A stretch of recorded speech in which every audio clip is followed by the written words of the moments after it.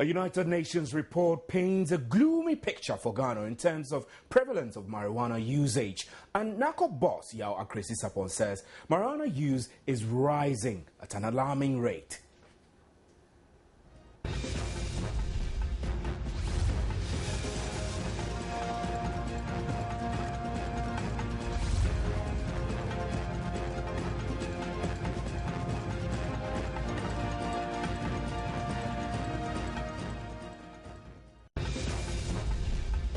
Well, his revelation indicates the major illicit drug challenge facing the country now was the cultivation, distribution and use of marijuana by school children and households. How did this come about? We seek answers right here on today's big story.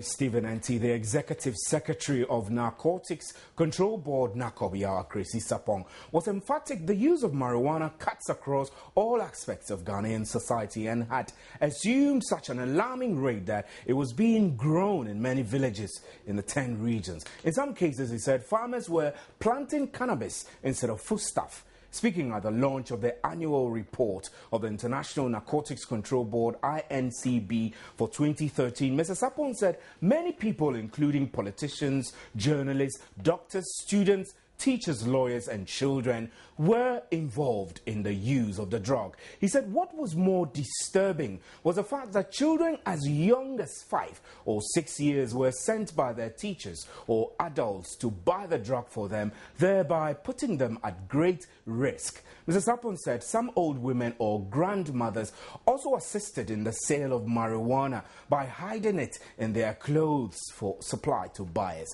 According to him, currently there had been a reduction in the abuse of drugs such as heroin and cocaine due to the serious abuse of marijuana which was readily available.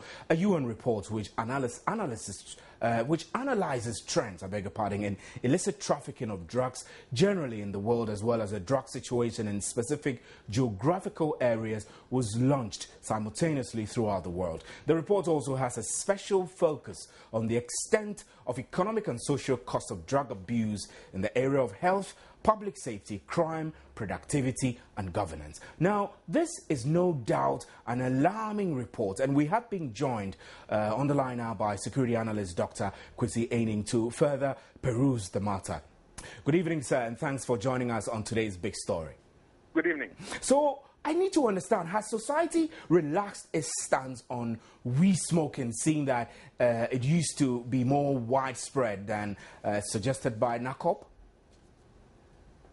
I don't think so. There's a certain societal acceptability around Indian hemp use under the false perception that it is less dangerous and less addictive. But it's becoming clear that sustained use over time makes it actually equally dangerous and leads to public health dangers and all kinds of acquisitive crimes. So I think the conclusions of this UN report taken very seriously. And but certainly the perception that this explosive usage is new is actually false. Between 1970 and 1981, thereabouts, any random search of Daily Graphic and Ghanaian Times will see the sheer numbers of arrests of both men and women with Indian hemp wrapped around them arrested at Kuta Airport. So there's been a business side to it that has led partially to this societal perception that it's not that dangerous. Right. We can use it as a recreational drug. Right. We can also use it to start our business. So really, this report, as alarming as it is, doesn't surprise you, if I can understand what you're saying. Oh, far from it. Far from it. Both in 2009 and 2010, in the UNODC report that I wrote for the Security Council, I think part of the conclusion pointed to the fact that it's not just the dried leaves themselves, but that cannabis resin, the liquid pressed out from the green leaves before they are dried, is actually becoming a problem, not only in Ghana, but also through La Côte d'Ivoire, where it's transited to Burkina Faso, Mali, Niger, and Senegal, and then, of course, upwards to Northern Europe. So it's been going on for a long time, but it's useful that an international organization has raised the alarm. So, because when Mr. Sapong does it, it's called as an alarmist. Of course, when I say it, then I am, what can I say? You know. I can imagine. So, I mean, if we look at countries like the United Kingdom, which declassified marijuana to Class C also, I don't remember exactly, but reducing, declassifying it as a Class C drug, making it a recreational drug. Would you say that is the same trend we should be using to address the challenge of marijuana use in Ghana? Absolutely not. We should never deceive ourselves that reclassifying drugs is what will bring this problem under control. And I don't think we should make a linkage between the legitimization of alcohol, particularly acquisition, and the colonialism with legitimizing marijuana. No. We don't have the psychiatric and the medical facilities to deal with the public health challenges that will arise. And I think we've got to ensure that those who deal in it are dealt with, and of course those who use it and become sick are treated. But under no circumstance should we dream of beginning a public debate about the legalization of the drug. Now, when I look at the fact that Ghana as a country through NACOB and partnership with other international agencies have worked hard to clamp down the use and exportation or transiting of heroin and cocaine in Ghana. My question as a layman is, did we lose sight of the fact that as we fight what we call the hard drugs, we overlooked marijuana and that perhaps we were short-sighted? No. I think there are several factors to why marijuana has suddenly come onto the agenda. One is that the law that Mr. Sapong used, the NGC law 236, needs to be revised damn quick. The second is that we need to put our money where our mouths are. We've got to equip NACOB and the supporting agencies to be able to fight this cancer. Thirdly is that if you visit our prisons, those who have been arrested and under the narcotics control law 236, being sentenced to 5, 6, 7, 8, 9, 10 years, those are not the people that we should target. Those are small fry. People who are just being caught with a single spliff or a single booster, but they don't have anybody to speak for them, and then the law routinely gives them 10 years. Okay, so there are multiple factors leading to this oversight of the marijuana crisis. Okay. Because if you go into our prison and you compare the number of cocaine stroke heroin related prisoners as against marijuana prisoners, you will notice that marijuana prisoners are probably about 25 to 1 to those who are in prison for cocaine and heroin. So in terms of the fight against marijuana, it's been going on, but it's totally distorted the picture. And I think more often than not, there's a certain perception.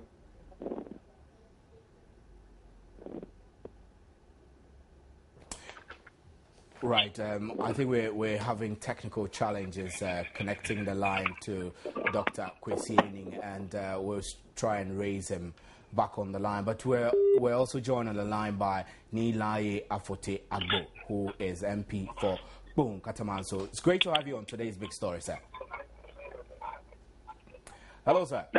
Hello. Yes, it's great to have you on today's Big Story. We are analyzing this United Nations report that paints a very gloomy picture for Ghana when it comes to marijuana usage. I mean, I know that government through NACOP has been doing extensive work in clamping down on the use of heroin and exportation of heroin and using Ghana as a transit point, etc. But do you see this as an indictment on us that whilst we focus energy on fighting the hard drugs, we are overlooking marijuana, which is very easy to get now?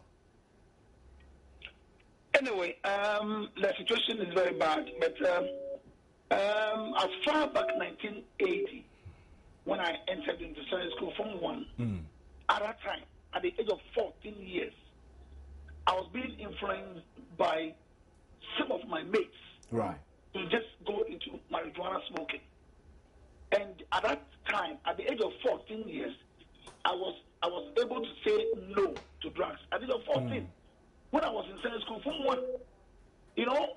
So the situation is very alarming if people are still doing it. Because for me, because of the training I had from home, and because I went to a missionary school, I was able to stand on my feet and to say no to drugs. So what? How many of my what? People? Ms. Afotiagbo, so are you suggesting that you had good training at home, so you were able to ward off the negative influence of people who push you to use marijuana, and that parents are not doing well enough now? What our parents have to do is that the teachers cannot do all.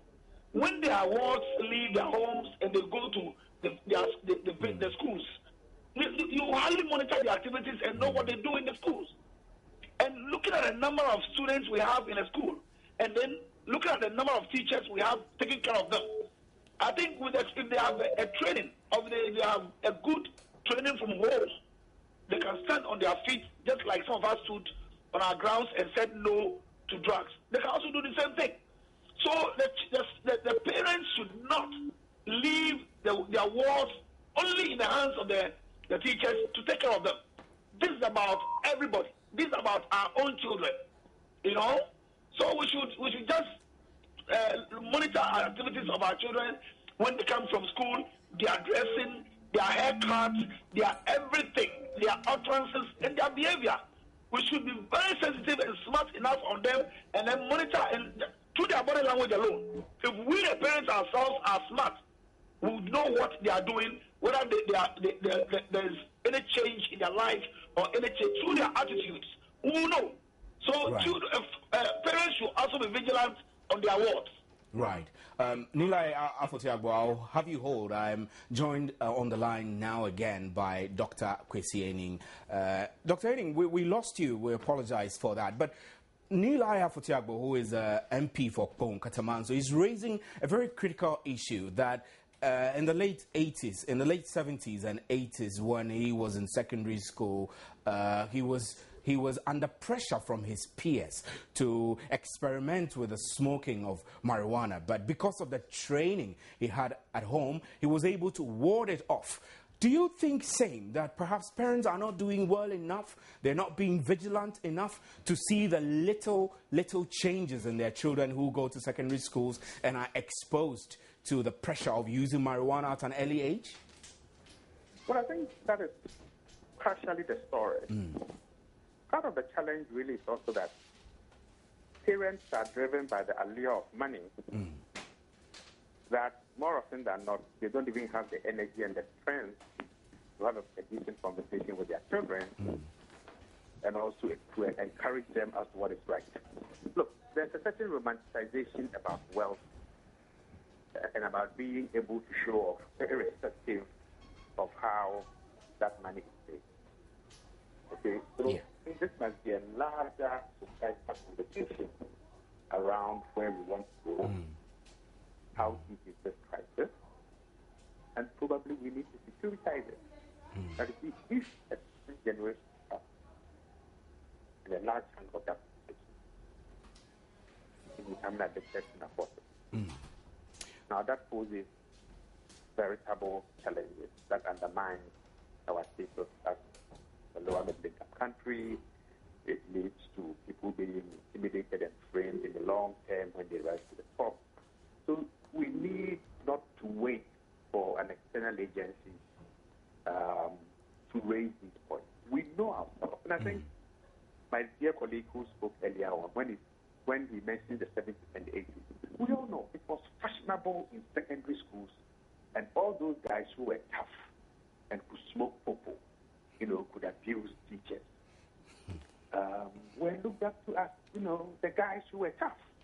You see, so we have that a reversal of the process to say, what is it that society places emphasis on as the core norms, as the core values? I've been smiling to your reference to the guys who smoked popo. I mean, which was a norm in secondary school. We saw our seniors who, proved tough and stubborn as fashionable, really. But the trend is the same in senior high schools today, and that's worrying.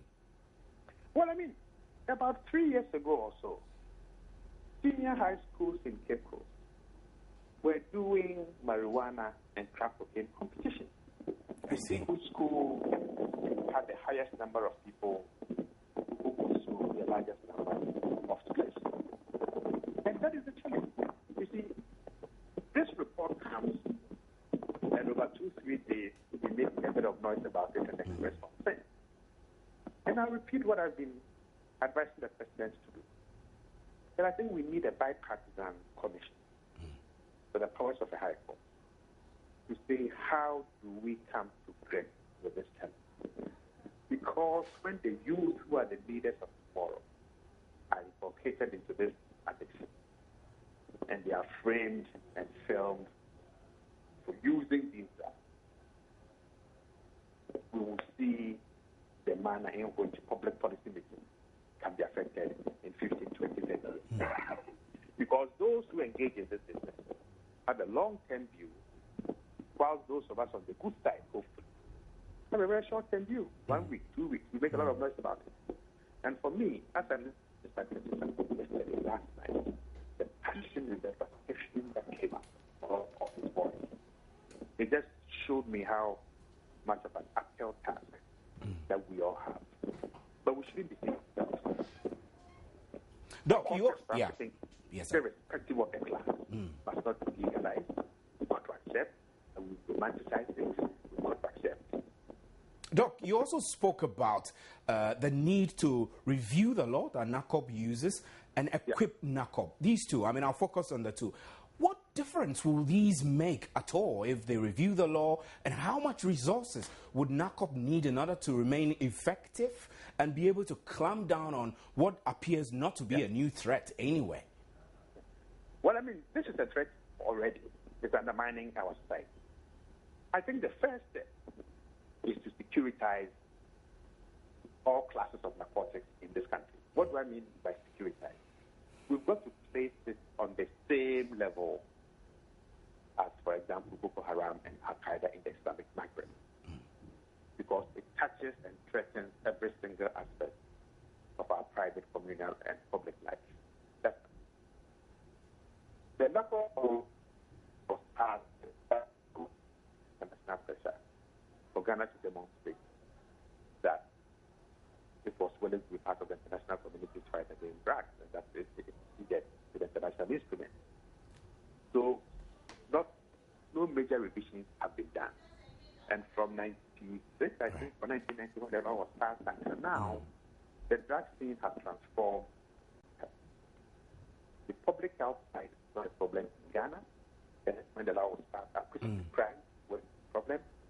The legislation, we didn't have an anti-money laundering law, so we've got to revise the law that takes into consideration the host of supplementary laws relating money laundering, terrorist financing, and have a holistic law that empowers all the agencies that will need to fight it. Right.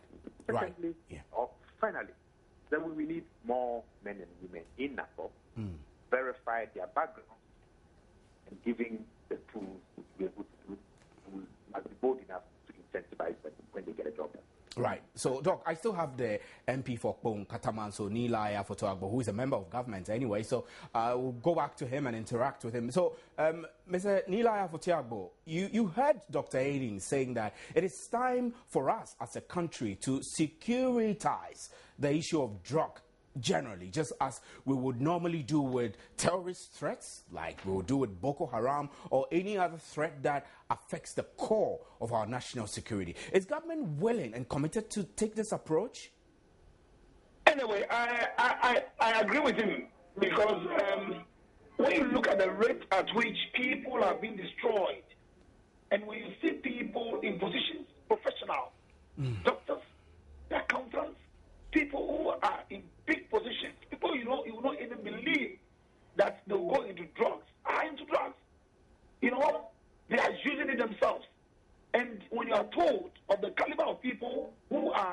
using drugs, my brother, you just ask whether they have brains in their head. You know, I would hardly be influenced by a friend to go into drugs. Because I have been told from childhood that when you smoke marijuana, you will go crazy. I have been told from childhood that when you use any other drugs, you make mockery of. People will not even respect you in society.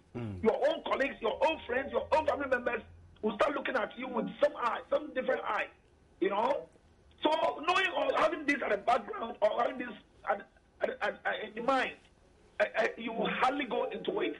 You know, with the kind of training I had, I see it's so bad, and I agree with whatever the doctor has said.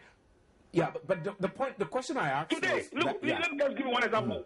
If I had been deceived, or if I had listened to those my peers who were trying to influence me to go into drugs, and I have today, what would have been my position? What would have been my fate? Would Ghana benefit from me like what is happening today? Today, I've become so useful, not to only my family members, but the whole country. You know, the country as a whole. So it is very important that we just look at this issue seriously. Yeah, but Ms. Alpha, the key question I was asking was that is the government committed to take the approach that Dr. Ening is recommending, that we securitize this problem? I'm also in government. In support of that. I'm a member of government. Yeah. So if I have this kind of understanding, whatever, we work as a team. The knock-up, we work as a team. We discuss issues, we meet with ourselves, we talk about issues. Yeah. Even if we don't even, we are not in charge of a particular area, when we meet with our colleagues, we discuss with them. Whatever advice that we have, we give to them. Right. We add our voices, so that at least things will be well in this country. So I think, so far as I have the belief and then the understanding that government has to take this issue very serious, I believe and I have the confidence that my colleagues who are in charge of this area also have the same understanding. Right. Ms. Alpha, we are grateful for your time on today's big story. And we still have Dr. Ening online. Dr. Ening, I'll give you a few seconds to say a final wrapping comment, then we'll move on, sir. Well, I mean, I think when I talk about this, it's because narcotics are posing an existential threat to this country. Earlier, we said no to it, and we pull back from the brink. But I'm happy with that. First, as somebody in government, to share my views, and I hope you will take it to the Whitney House. But you are an expert, and I'm sure that there could be several avenues you could give a special recommendation to government, and they will take you serious, I guess. No, I don't think so. African governments don't like African scholarship very much. I mean, I've been saying these things for the past 12, 13 years since I've been in Ghana. There's nothing new in what I've been saying. I've been regurgitating. Sometimes I think my mother finds me very boring, especially my daughter. But Dad, you are saying this same thing all over again. Those people live in Ghana. So the onus does not lie with me. I think there's a moral threat in doing the kind of work that I do and carrying results to governmental and knocking on those doors. I think if there's a clear willingness to understand threat, that is I think where I work. Yes, I have a one telephone number or cell phone number, and I'm always there. Well, thank you very much, Dr. Emmanuel Kwesi Ening. We're grateful for your time on today's big story. And Accra Psychiatric Hospital also joins in this discussion. Have you lately seen increasing reports of mental cases related to marijuana? That's the question we're asking, and we're putting this to Dr. Akwesi Osei, I'm told. Good evening, sir, and thanks for joining us here on today's big story. Hello, good evening, and thank you. I know that we're discussing a UN report which damns our country for excessive use of marijuana. But I need to ask you, have you lately observed through the work you do reports of mental cases that are related to marijuana usage? Oh, we see a lot, definitely. We see a lot of cases of mental illnesses which have a lot to do with marijuana. And so that is, even though the Western world doesn't want to accept that marijuana causes mental illness, it does cause a disease. And does this report, is this surprising to you? Does it surprise you? The report that? I'm asking whether this report that marijuana use is on an alarming rise. Does this surprise you? No, it's not surprising because in fact, what appears to be the pervasiveness, especially with the Western world, a lot of states, the United States and other areas, allowing marijuana to be used freely, obviously it will lead to a rise. And a recent study even showed that where marijuana has been legalized, they are now reporting increased case of mental illnesses related to marijuana. So to me, it's not surprising. It's a direct consequence of what we are going through. And yeah, that is what is happening. Right. Now, when we spoke to the security expert, he raised issues with the liquid form of marijuana extracted from the leaf before it is dried, which is used for several other things. Now, this includes the use of marijuana in creams, etc., etc. So, can you tell me from your professional standpoint whether the use of marijuana in creams, for example, for the hair, has any psychological effect or mental effect? Well, frankly, the use of marijuana in hair creams, I think that the quantities of marijuana in the cream will not be taken enough to cause any problem, especially in adults. However, in children who are still growing, the brain continues to develop from birth until about age 25. And especially with the 50 years, the brain is developing very, very quickly, very fast. And so if you get children to be using creams that have marijuana in it, then they could have some risk. But otherwise, elderly people or adults, the quantities in the cream, quantities of marijuana in the cream, to me, will not be so significant as to cause any alarm.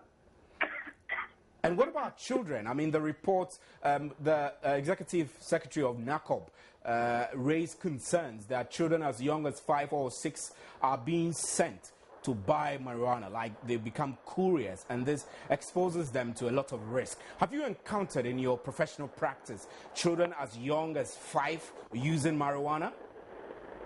No, as young as 5 using marijuana, they will not come to us. In fact, let me also say that I have seen a 1-month-old baby withdrawal effects from heroin. The mother had been using heroin, and the baby had the effects of it.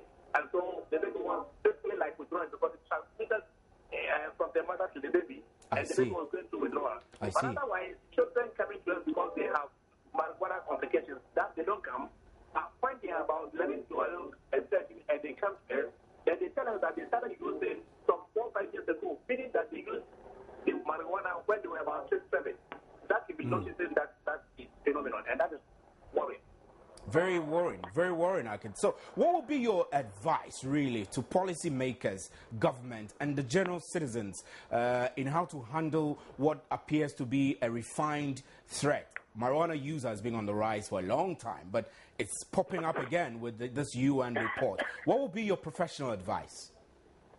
In the past, we have been laying a lot of emphasis on reducing availability of marijuana or drugs of addiction in the system. That's the supply reduction.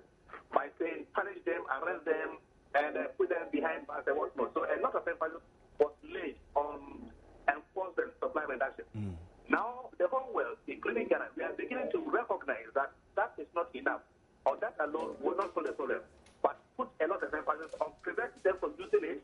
Those who are using, treat them, that is demand reduction. And that is to me the way forward. So once we now begin to put a lot of emphasis, put resources into the demand reduction, educate them, public education, those who have it, treat them, and that will establish drug rehabilitation centers, then you begin to realize that the effect will go down. And I'm happy that the attention, the focus is now suddenly turning to that. But in the past, that was also. Thank you very much, Dr. Osei, Chief Psychiatrist. My name is Stephen Ente, and that's how we wrap for today's big story. We'll take a break and we'll be right back with the interactive segment. Stay with us.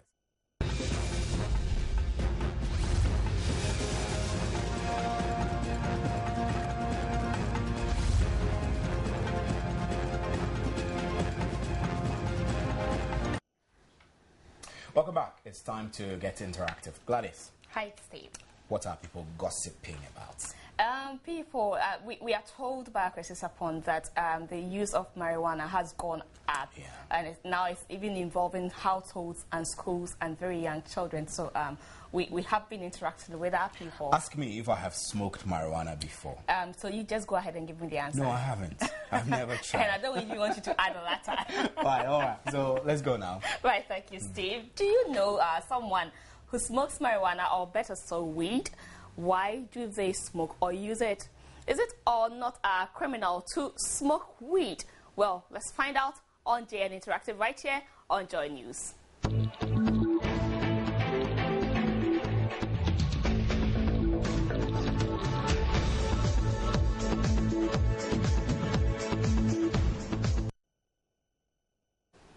Welcome to the show. The social media platforms through which you can be part of the show is facebook.com/joynewsontv.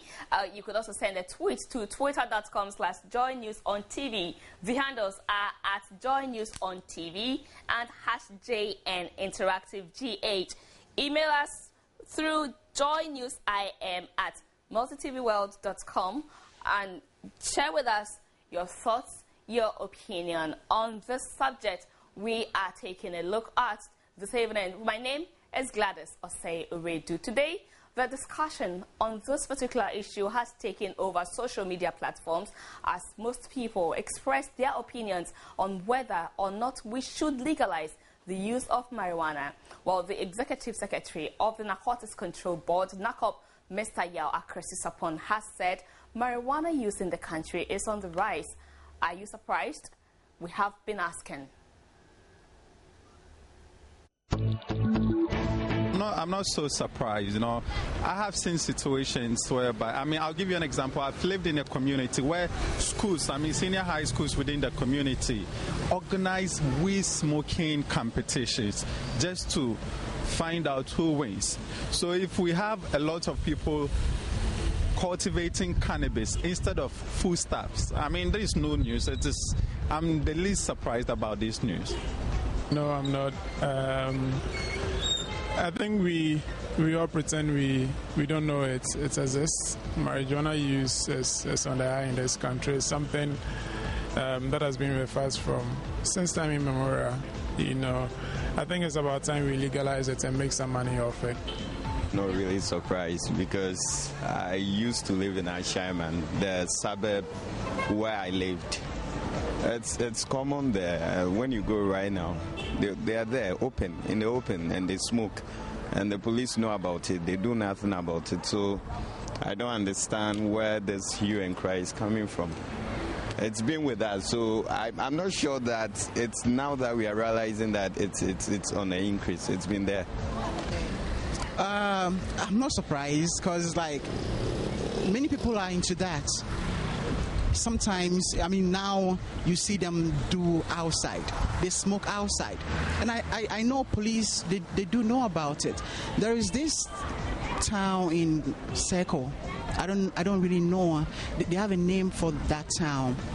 I remember some time ago I passed there. I saw guys sitting at the roadside smoking. And it was not even at night. It was day, normal day, smoking outside. And I know the police know about it, but they're not doing anything. No, I'm not surprised at all, because I personally have some friends in Ajolu who grow that weed in their house every day. They smoke, and I think there's nothing new about it. Yeah.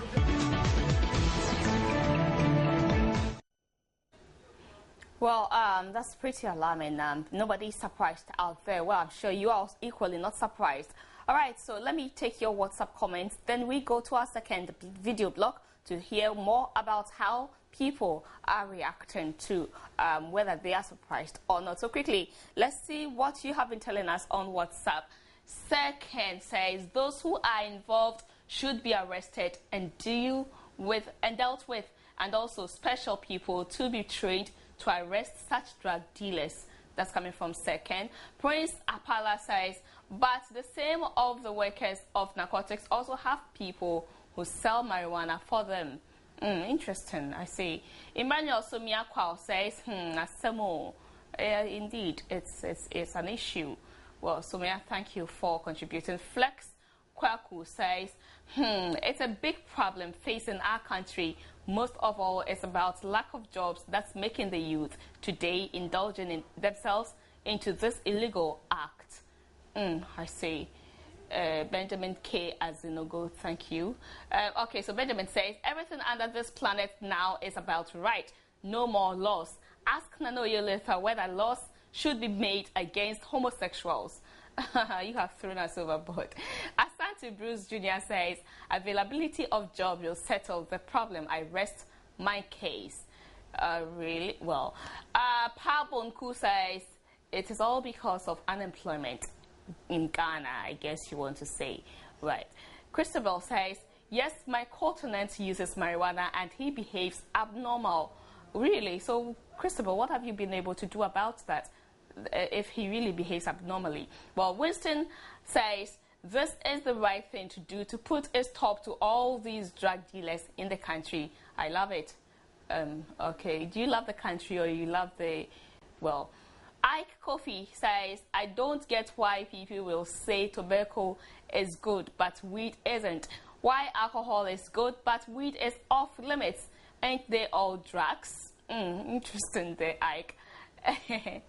Well, so Ike, I guess they're all drugs. Well, I don't know how to explain that one, but indeed, they are all drugs, right? So quickly, let's take a look at our second video blog. Yeah, it is. Come on, no one would want to see. I mean, no law here in Ghana allows people to freely, out of their own will, use drugs. I mean, these drugs, the weed, the cocaine, whatever. So, in itself, it makes it criminal. Once it is not sanctioned by law, of course, it is. It is very criminal. My knowledge on the law is very limited. I can't really tell whether it's a criminal act to smoke. All I know is that it's criminal to import or export or to deal in the trade of the drug. As regards the smoking of it, I can't really tell whether it's criminal or not. For the criminal aspect of it, I can't tell much about it because I don't really know much about Ghanaian law. Well, since it have a huge negative impact on people, I think it should be avoided. So it's a criminal act.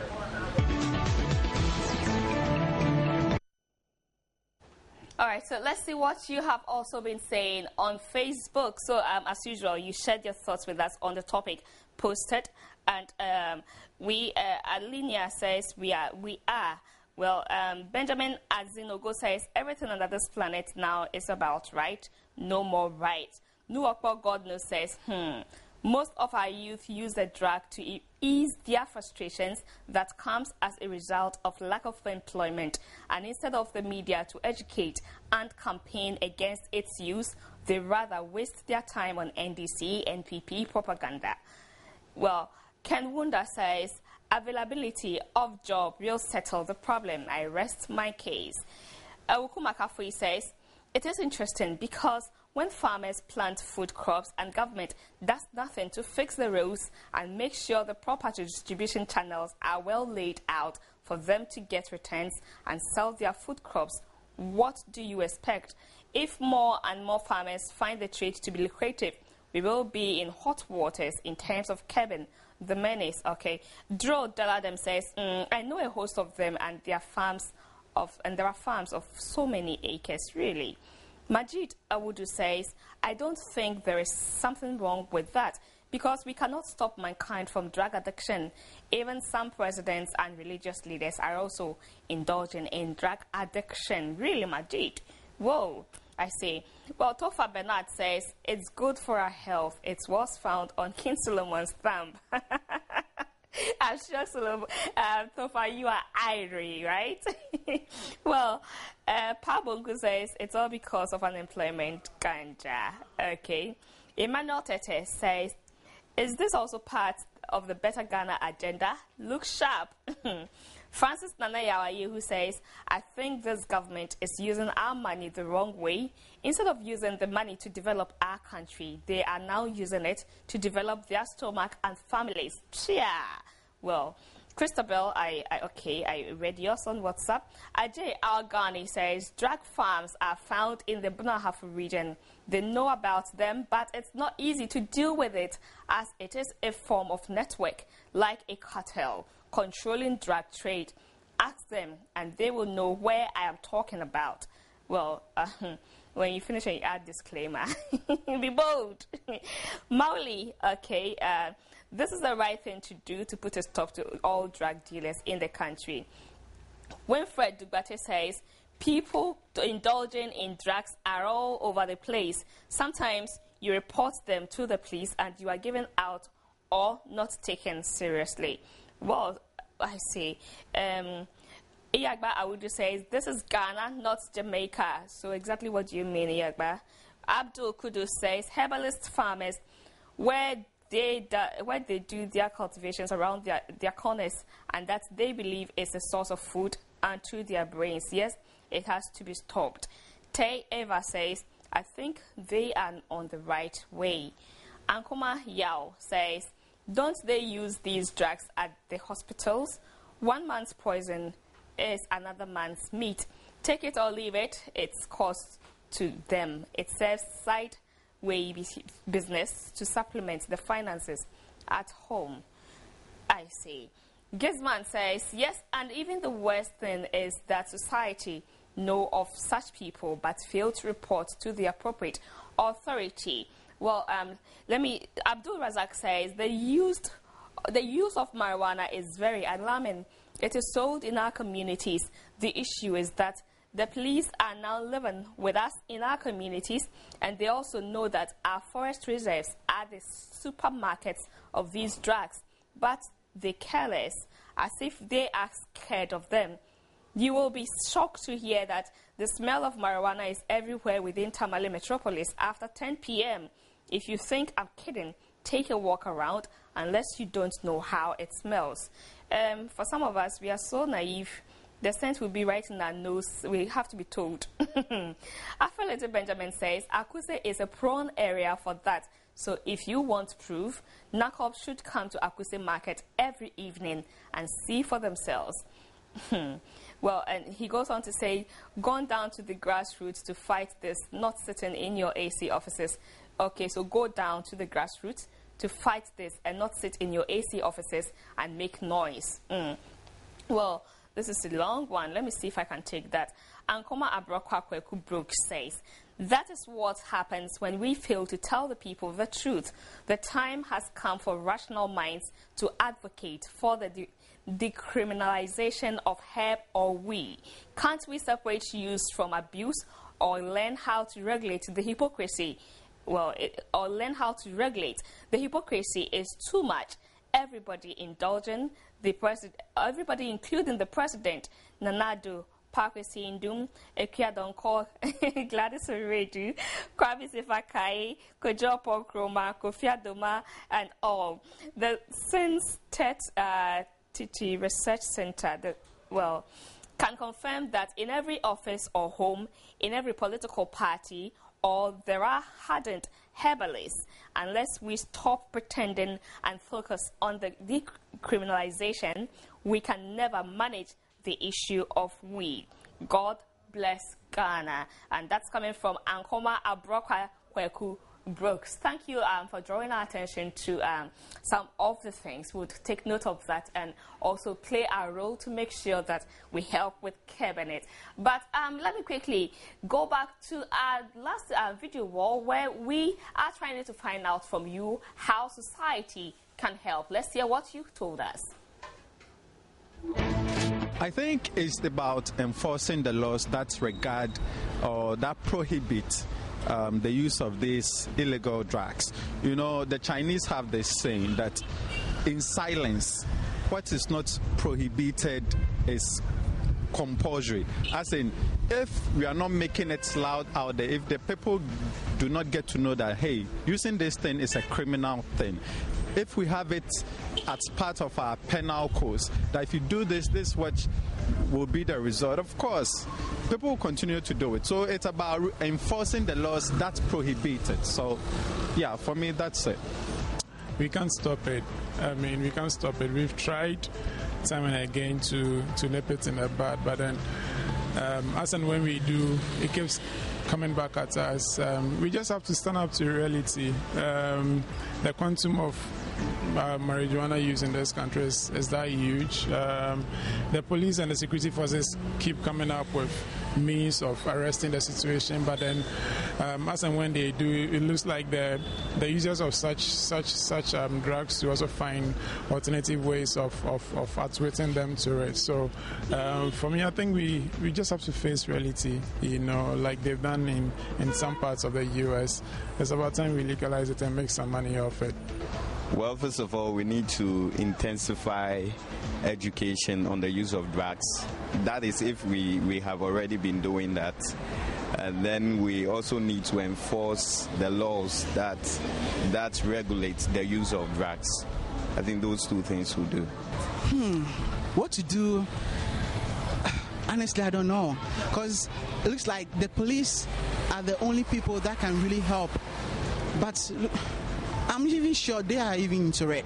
Because now schools, when you go to secondary school, when you go to tertiary, people do smoke. They say they want to study, and it helps them to study. So when I think that the head of all institutions, when they come together and check students, I think it can help, because they start from there, then they graduate. So I think they should just help check them there. Then so that they can put a stop to it before they come out from school. Well, I would say because it's widely spread, the only thing they can do is the little people they know around or anything, when they find them, they should just arrest them. And if there's more to it, I think they should sit down and find out a solution to that.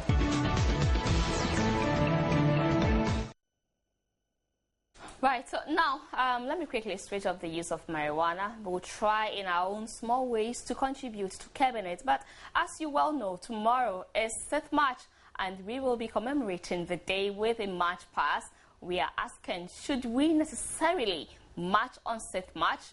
Let me take your Facebook comments about this. You have been sharing your thoughts with us. So Janet says, I wonder when we can get a national forum on important issues than this every empty speeches and wiring our kids in the sun only to go home and eat stuff.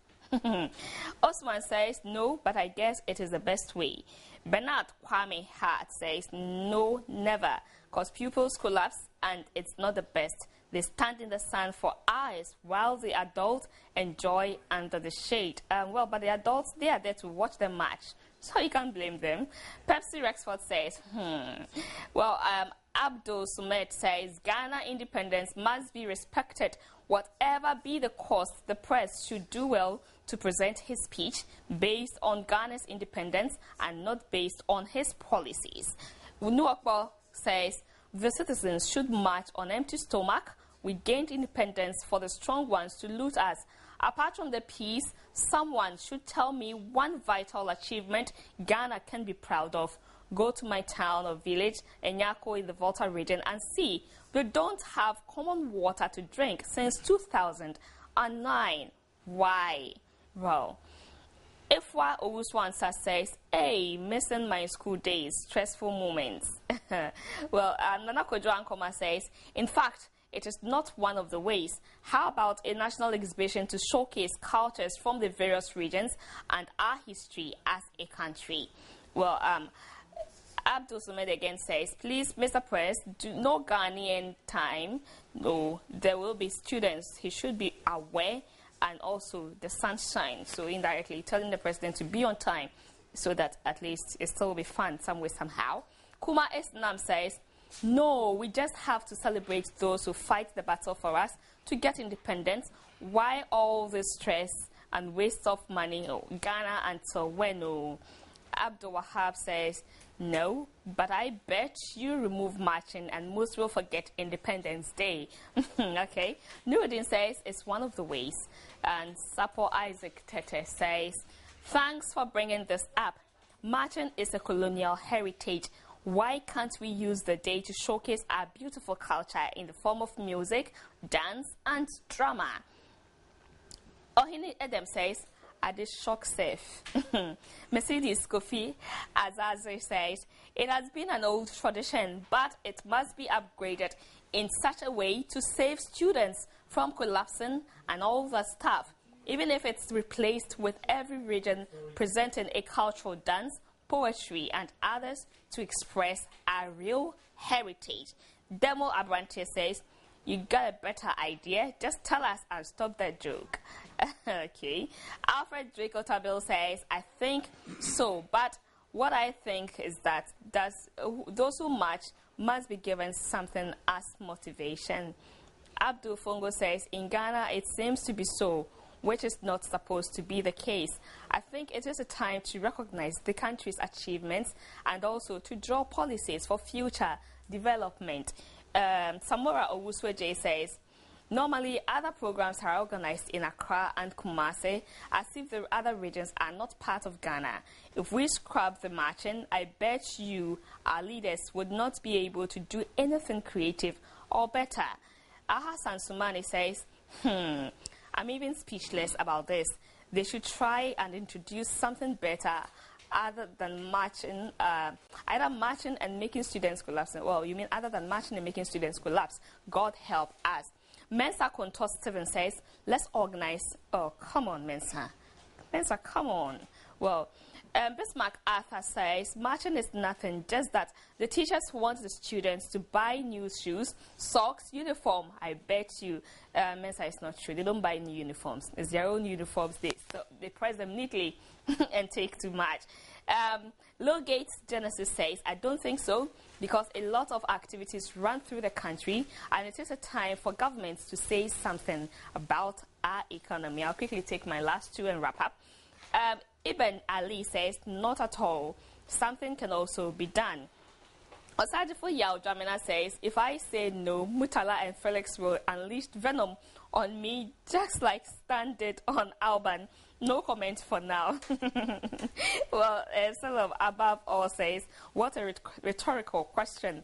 Irajwa Jima says, I wonder, Emmanuel Tete, be my last person